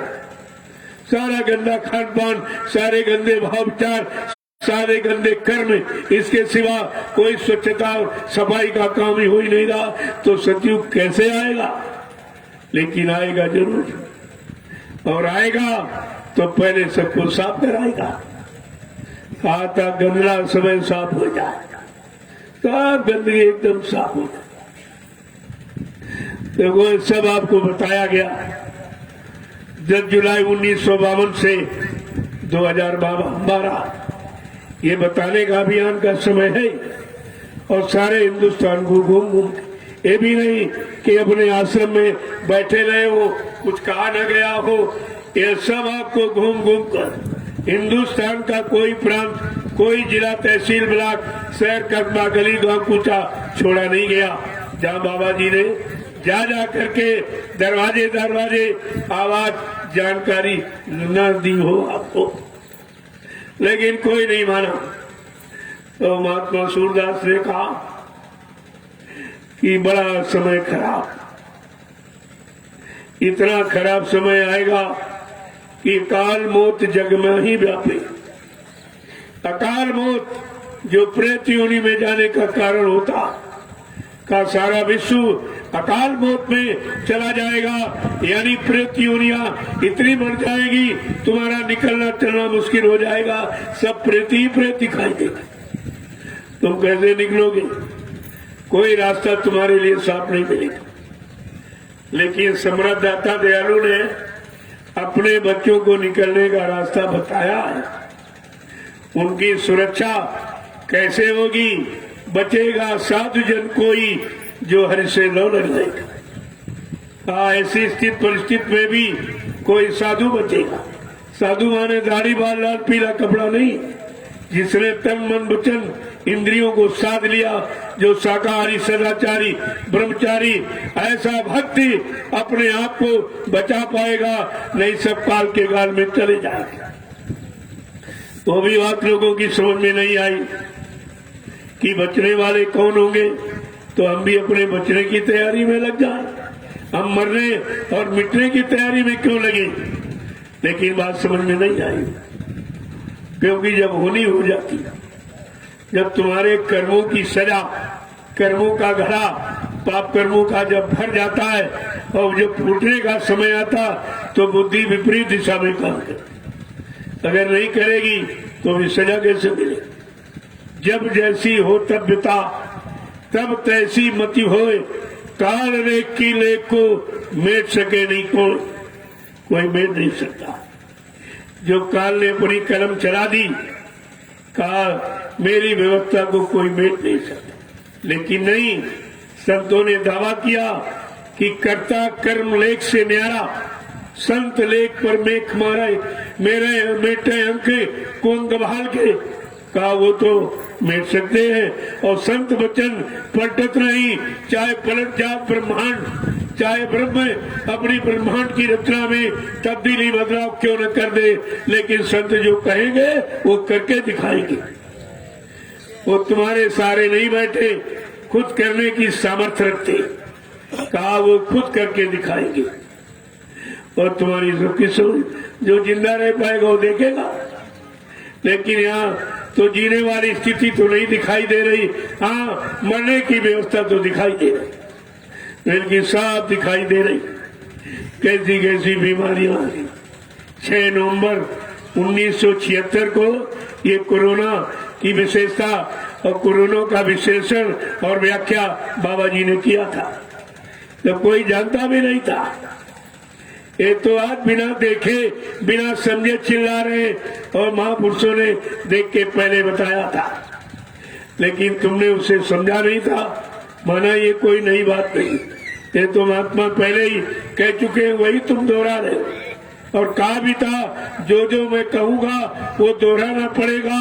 इस झंडे के नीचे एक दिन सबको आना पड़ेगा, कोई बाकी नहीं रहेगा। ये जितने काले नीले पीले हरे लाल झंडे लिए घूम रहे, ये अपने अपने झंडों को फेंक कर अगर जय गुरुदेव प्रभु नाम के झंडे के नीचे अगर ना जाए तो कहा था इस बाबा को तुम बाबा को समझना। क्या ये छोटी मोटी बात थी? क्या सदगुरु की ये छोटी मोटी यानी मतलब पहचान थी आपको सत्यता की? तो आपने कुछ नहीं किया। जय गुरुदेव। महात्मा सूरदास ने यही कहते कहते जब लोगों ने पूछा होगा क्या कोई बचने की युक्ति है कि नहीं, कहा था स्वर्ण फूल बन धरती फूले, धर्म की बेल बढ़े, लेकिन कहा था काल व्याल से वही बचे जो सतगुरु ध्यान धरे, रे मन धीरज क्यों न धरे। कहा कलयुग की विषम परिस्थितियों से, कलयुग के भारी प्रकोप से अपने आप को वही बचा पाएगा जो समय के मौजूदा संत सद्गुरु की याद करेगा, स्मरण करेगा, उनकी बातों को मानेगा और रास्ते पर चलकर अपना सुधार कर लेगा, उसका बचाव हो जाएगा। लेकिन बाकी बचेंगे नहीं कोई। यह सब स्पष्ट कह दिया, इशारा भी किया। वो तो महात्मा सूरदास तो कितने पहले आए थे, लेकिन उनको ये मालूम था कि आगे जब मुसीबत आपत्तियां बढ़ेंगी, बीमारी महामारियां बढ़ेंगी, कोई साधन बचने का दिखाई नहीं देगा। कहा उस समय एक प्रचार होगा गुरु नाम का, और जो उस सदगुरु की शरण में आ जाएंगे वो अपने आप को बचा लेंगे। ये तो महात्मा सूरदास ने कही। संत रविदास जी जो मीराबाई के गुरु थे, उन्होंने तो एकदम खुलासा कर दिया था, बिल्कुल खुलासा किया। क्या कहा था कि भारत में अवतारी होगा जो विस्मयकारी होगा। का एक भारत में ऐसा विलक्षण अवतार जो सारी व्यवस्था को अपनी मुट्ठी में रखेगा और सारी शंकाओं का समाधान करने की ताकत रखेगा।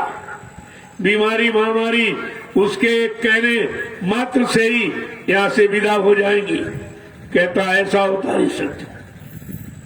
और क्या कहा था, कई बार मर के जिएगा, कई बार मरेगा। रविदास जी कितने पहले आए थे, मीराबाई के गुरु थे। कह रहे जो वो शक्ति जब भारत भूमि पर आएगी तो कई बार मरेगी, कई बार मरने का प्रचार किया जाएगा, लेकिन न उसे कोई मार सकता है।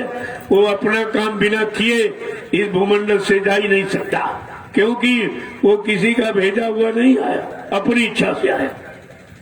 स्वयं अवतार लेता है, स्वयं प्रकट हो जाता है और काम करके ही स्वयं यहाँ से जाता, न कोई उधर से भेजता, न यार इधर से कोई ले जा सकता।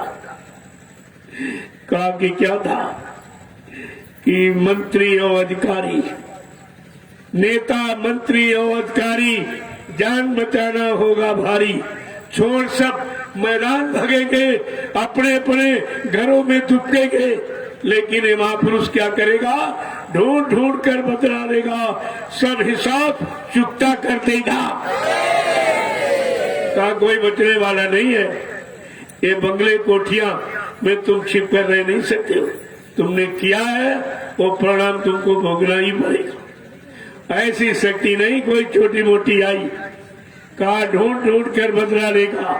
तुम कहाँ छिप जाओगे, कहाँ चले जाओगे? सब तो जगह उसकी नजर के सामने खड़ी, तुम छिप ही कहाँ सकते हो? कहा ढूंढ ढूंढ कर बदला लेगा, सब हिसाब चुकता कर देगा। नेता मंत्री और अधिकारी इनको जान बचाना होगा भारी। ये छोड़ सब मैदान भगेंगे, अपने अपने घरों में छिप जाएंगे, लेकिन वो महापुरुष ढूंढ ढूंढ कर बदला लेगा, सब हिसाब चुकता कर देगा। कोई उनकी दृष्टि से बचने वाला नहीं है। अभी लोगों की समझ में था। मैंने 8 वर्ष रविदास जी की वाणी को दोहराया और सबके कान तक आवाज पहुंचाया, लेकिन समझ में किसी के नहीं। चीन अरब की धुरी बनेगी, विध्वंसक ताकत उभरेगी। कब कहा था? आज ये विध्वंसक ताकत उभरी और सारे विश्व को चकनाचूर कर दिया, सब विध्वंस कर दिया। देखो ये सब कुछ बताया। तो जब सब कुछ बताया है तो वो तो झूठ होगा नहीं। संतवाणी कभी झूठ नहीं होती, उसका समय सिद्ध होने का निश्चित है। समय के पहले कुछ नहीं। अब वो समय आ गया है। एक एक वचन, एक एक वाणी आपके सामने नजरअंदाज है। आप समझिए और सोचिए और विचारिए और अपने आप को तत्काल मोड़ने की और जोड़ने की कोशिश करो, नहीं तो विनाश की स्थिति किसी को छोड़ेगी नहीं। जय गुरुदेव, जय गुरुदेव, जय गुरुदेव। नाम किसका? जय गुरुदेव। नाम किसका? प्रभु का प्यारा नाम। खड़े हो जाइए आप लोग। देखो कितनी देर में आप खड़े हो पाते। जब तुम खड़े नहीं हो पाते तो चलोगे कब? चलोगे नहीं तो पहुंचोगे कब? नहीं पहुंचो तो कुदरत की मार खाते रहोगे।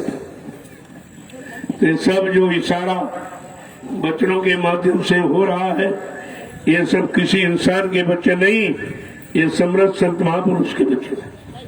और एक एक करके तुम्हारे सामने सिद्ध हो जाएगा। अभी देखते जाइए आप, और कोई कुछ नहीं कर सकता। जय गुरुदेव, जय गुरुदेव, जय गुरुदेव। नाम किसका? प्रभु का। प्रभु का प्यारा नाम। जोर से बोले, जय गुरुदेव। सब मिल बोले, जय गुरुदेव। बोलना होगा। जय गुरुदेव। अभी से बोले, जय गुरुदेव। दुख दर्द हरेंगे, जय गुरुदेव। सब कष्ट मिटेंगे, जय गुरुदेव। सुख शांति भी देंगे। गुरुदेव। सबके दाता, जय गुरुदेव। सबके मालिक। जय गुरुदेव। प्रेम से बोलो, जय गुरुदेव। ये नाम नहीं इंसान का, नाम है प्रभु ये का। काम नहीं इंसान का। ये काम है प्रभु का। अब इंसानों के नाम से कोई काम किसी इंसान के बस का नहीं है। चाहे कोई नेता हो, चाहे कोई महात्मा हो, ये परिवर्तन की घड़ी है, किसी के बस की बात नहीं है। इसलिए अभी तुम्हारे लिए वक्त है, चुपचाप अपनी जगह बैठ जाइए। जो कहा जाए उसको सुनो और करो, तो तुम्हारा बचाव हो सकता है। जिद और हट में, अहंकार, गरुड़, गुमान, घमंड में सिवाय विनाश के तुम्हारे हाथ कुछ लगने वाला नहीं है।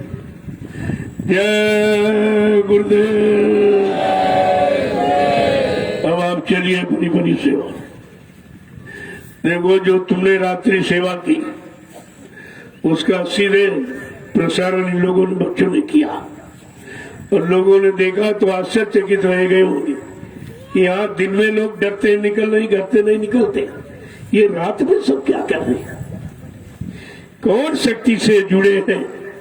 कौन शक्ति इनको काम में लगाए हैं और चैलेंज कर रही कि मेरे यहाँ कोई प्राकृतिक प्रकोप नहीं होगा, क्यों मैं प्रकृति के खिलाफ कोई कार्य करता ही नहीं। प्रकृति को नाराज करने वाला न कोई काम करता हूँ न करवाता हूँ। जब प्रकृति नहीं नाराज होगी तो तुम्हें सजा ही कौन दे सकता? और ये सबके सामने दिखाया जा रहा कि रात और दिन कितने लोग इकट्ठे हैं, एक साथ रह रहे। मैं पारस्परिक प्रेम प्यार मोहब्बत सिखाता हूँ, ये दूरी सिखाती। बहुत अंतर है, ये दूरी या नजदीकी बिल्कुल एकदम उल्टा है। वो कहते बीमारी या कोई बीमारी नहीं, यहाँ कोई बीमारी नहीं, क्योंकि ये 88,000 ऋषियों की तपोभूमि पूर्ण सुरक्षित है, यहाँ कुछ नहीं हो सकता। अगर सब लोगों ने उस भूमि की मर्यादा, उस भूमि की मतलब यानी महत्व को, गौरव गरिमा को अगर समझा होता तो ये भूमि तो बिल्कुल एक अनोखा टुकड़ा है, ये विश्व का अनोखा टुकड़ा। इतनी बड़ी संख्या ऋषि मुनियों की कहीं पर इकट्ठी होकर तपस्या नहीं किया, यानी भूमि को पाक साफ निर्मल पवित्र नहीं बनाया। तभी तो सतयुग के अंकुरण निकलने का इसी भूमि से संकेत हुआ, और हमें आपको उसे समझना चाहिए था।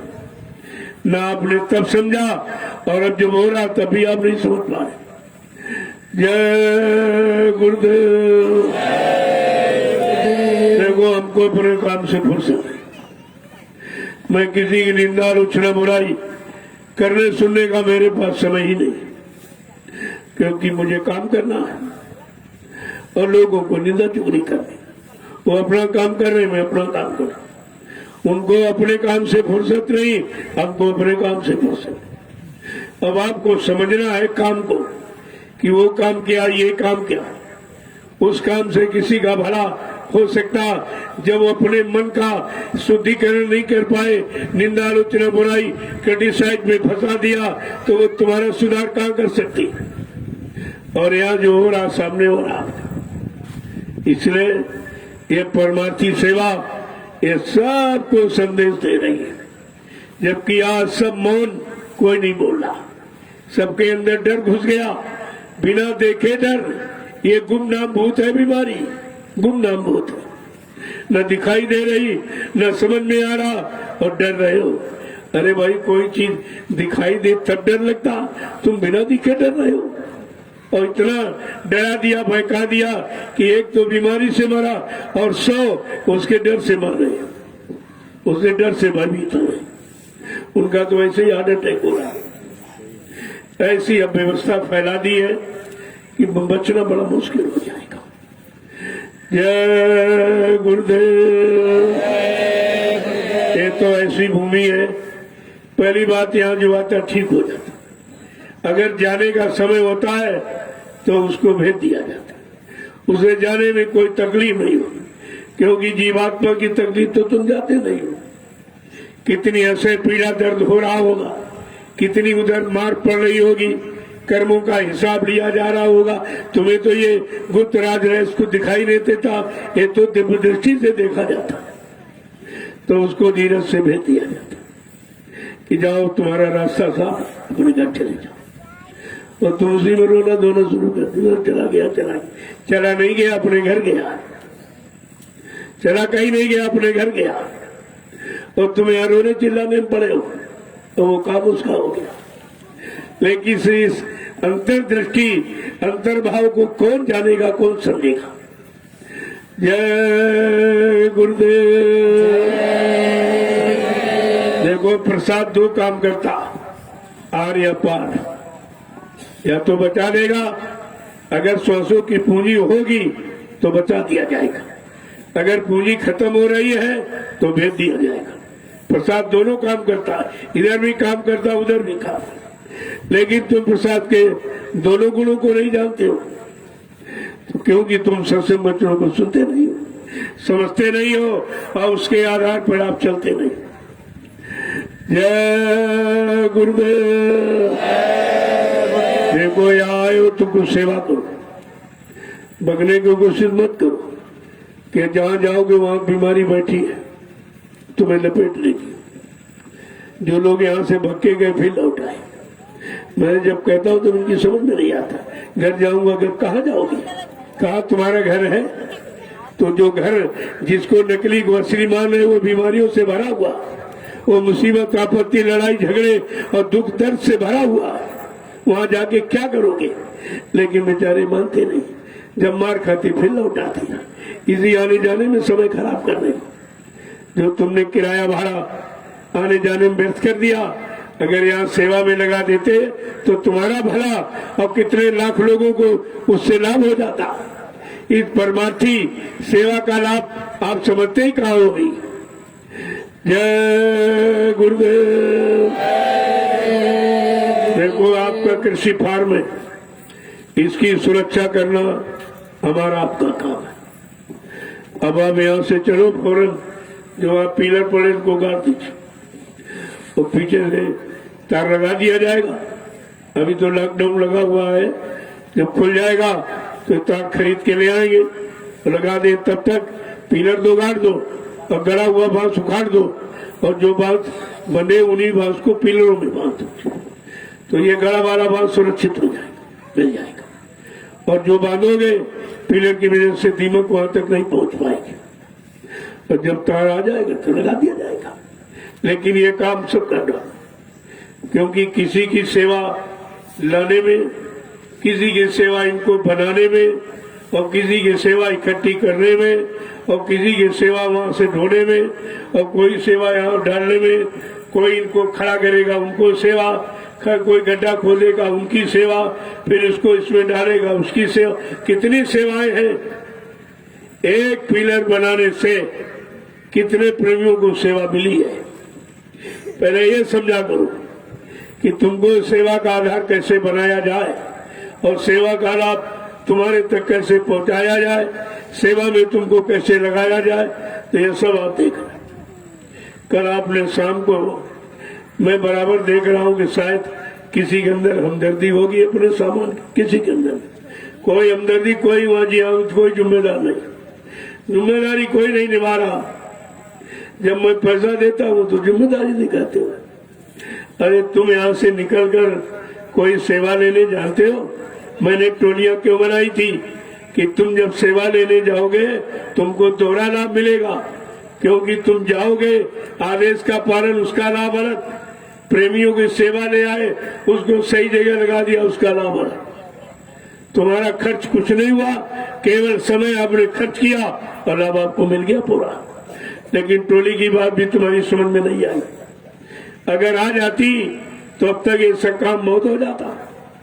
तो सामान पड़ा था, मैं रोज निकलता मैं भी देखता था, मैं देखता था शायद तुम्हारे अंदर कोई अपनी चीज की हमदर्दी होगी कि यह पैसा तो इसमें तुम्हारा है। ये मोरंग गिट्टी पड़ी थी, कुंटलों मिट्टी इसी में चली गई, उड़ उड़ करके सब उसे, और तुम देखते रहे, कुछ किया तुमने? जब मैंने कल कहा तब तुम्हारी समझ में आता है। तुम अपनी तरफ से न कभी सोचते हो, न समझते हो, न करते हो। और कल कह रहे थे अरे अभी नहीं, कल हो जाएगा। हमने अभी हो जाएगा, तुम चिंता मत करो, अभी हो जाएगा। अब जैसे मैं पहुंचा, आधे घंटे में सब करो, आधा घंटे में सब आपको सेवा मिल गई, आपकी चीज सुरक्षित, जिसमें तुम्हारी पूंजी लगी। मैं रोज ही कहता हूँ, यहाँ जो भी तुम आंखों से देख रहे हो ये सब तुम्हारी पूंजी है, तुम्हारा धन है, तुम्हारी गाड़ी कमाई है। तुम्हारी गाड़ी कमाई से ये मैंने आपकी व्यवस्था जरूर बना दी, लेकिन मेरा इस व्यवस्था में कुछ नहीं है, सब आपका। और आप लोगों के लिए, आगे आने वाले लोगों को वो परमार्थी लाभ आपका हो जाएगा। तो बात तो आप समझते नहीं। अब ये सुरक्षित आ गई, आप जल्दी से उधर कार्य खत्म कर दीजिए। ये प्लास्टर कभी भी हो सकता, लेकिन निर्माण कार्य बहुत जरूरी है। मैं सोच रहा हूँ कि कल से आप इधर काम शुरू कर दो, आज बस जल्दी से निपटा लो उधर। वैसे प्लास्टर तो राजमिस्त्री हो, तुम खुद ही जानते हो, ये बरसात में मजबूत होता है, आजकल नहीं बरसात। बरसात में इसीलिए प्लास्टर किया जाता है। चलो तो तुम्हारे पास जब मौका सही तभी सही, हम तो तुम्हारे अनुसार काम करते हैं, लेकिन हमारे अनुसार करो तो जल्दी हो जाए और आपको लाभ भी ज्यादा मिल जाए। लेकिन आप अपने अनुसार हमको चलाते हो, मैं तुम्हारे अनुसार चलता हूँ, हमें चलने में क्या। लेकिन तुम्हारे पास चलाने की कोई सही युक्ति नहीं, सही दिशा नहीं है, लेकिन फिर भी मैं तुम्हारे अनुसार चलता हूँ। चलो किसी तरह लगे रहो, लगे रहो, लगे रहो, लाभ मिल जाएगा, लाभ मिल जाएगा। आप इस लाभ को ले लो, ले लो। तो आज ये उधर आप जल्दी से निपटा दीजिए, फौरन कल से इधर, कुछ उधर रहेंगे, कुछ इधर। उधर अपना काम जारी रखो और इधर ये झोपड़ियां इनको हटाओ, धीरे धीरे हटा करके एक जगह लगा दो, चाहे इधर किनारे लगा दो, चाहे उधर किनारे लगा दो। एक झोपड़ी में 50 आदमी रह जाएंगे, इतनी लंबी चौड़ी है, आपकी रहने की समस्या हल हो जाएगी। कहते थे कि वो जब टूट गई बनवा दीजिए, हमने अरे भाई उसकी व्यवस्था है, आप चिंता मत करो।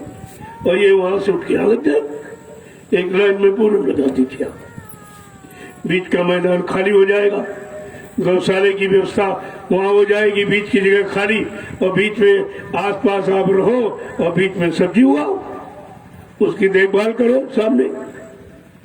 और भंडारा ये रोड पर नहीं रहेगा, कितनी धूल आती भंडारे में, और सबकी दृष्टि भंडारे पर पड़ती। ये खाना, पाखाना, जनाना और नहाना और खजाना ये सब आड़ के होते, ये आड़ में होते, सुरक्षित रहते। उधर कहीं किनारे भंडारा चला दो, वहीं पर्यटन की वहां से उठा के वहां लगा दो, ये तुम्हारा पानी सब बेकार जाता, तुम्हारी फसल में जाएगा। तुम्हारे खेत में, बगीचे में लगा दो, हमेशा हरा भरा भाग रहेगा, एक बूंद भी पानी आपका खराब नहीं होगा, क्योंकि जो भी एक बूंद आप प्रयोग करते हो उसमें तुम्हारा पैसा लगेगा, क्योंकि बिजली का खर्चा तो आप ही लोग तो देते। मेरे पास तो कुछ है ही नहीं, मैं क्या दूंगा। मेरे पास तो सलाह है, अच्छे रास्ते की जानकारी है, वो आप ले लो तो अच्छी बात है, और बाकी सब तुम्हारे द्वारा तो हो रहा है। ये सब समझ लीजिए पहले आप, ये बीच का स्थान खाली कर, क्योंकि अब ये गोदाम वाले जो बने, अब वो गोदाम वहां हो गया, इनको हटाने की जरूरत, हटाना है और दूसरी जगह लगाना। ये उजाड़ के फेंकना नहीं है, सही तरीके से एक राउंड में आप इनको लगा दीजिए और बीच की जगह आपको सुरक्षित बच जाएगा। तो इसमें कुछ भी सब्जी अब्जी कुछ भी आप हो सकते, उनको निकालिए और ये जल्दी से यहाँ गड्ढे खोदकर पिलरों की नाप कर लो, कितने हैं, मतलब फुट पर एक पिलर रहना, तो गड्ढे खोद दीजिए आप। उन गड्ढों को भरने में टाइम लगेगा। नीचे आप ईंट का चौखटा बनाओ, उसके बीच में पिलर रहेगा, बीच में पिलर, इस तरीके से आप बनाइए, मजबूती बहुत होगी। और ये उधर उधर खिसक, क्योंकि बालू है, खिसकने का डर रहता, तो पहले से इसकी नींव को इतना मजबूत बांध दो कि खिसकने का प्रश्न नहीं हो। जितना पुराना ईंटा उधर उधर पड़ा, ये सब नीचे बिछा दो, काम भी आ जाएगा आपका और आपकी व्यवस्था मजबूत हो जाएगी। ये सब तो जल्दी से आप तैयार करो। प्लास्टर तो बरसात में भी होता रहेगा, उसकी कोई विशेष जरूरत आवश्यकता इतनी अभी नहीं है, अभी इसकी जरूरत है, क्योंकि बन जाए जो सामान प्रेमी देते हैं, मैं ले आपके लिए ले आता हूँ, मैं तो प्रयोग करता नहीं हूँ, आपके लिए लाता हूँ। चलो प्रेमियों का सामान प्रेमियों को मिल जाए तो उनका दिया हुआ इनको मिल जाए, इनका उनका कर्मों का आदान प्रदान ठीक हो जाए। और ये मैं लाता हूँ तो ये सब वहाँ खराब होता है। ये चूहों का मकान है, चूहे ही रहते इसमें, क्योंकि सुरक्षित मकान है, भूस का उसी में रहते वो। इतने ज्यादा जब खोलोगे तो आप देखना गिन नहीं पाओगे, और ये सब सामान खराब कर देते।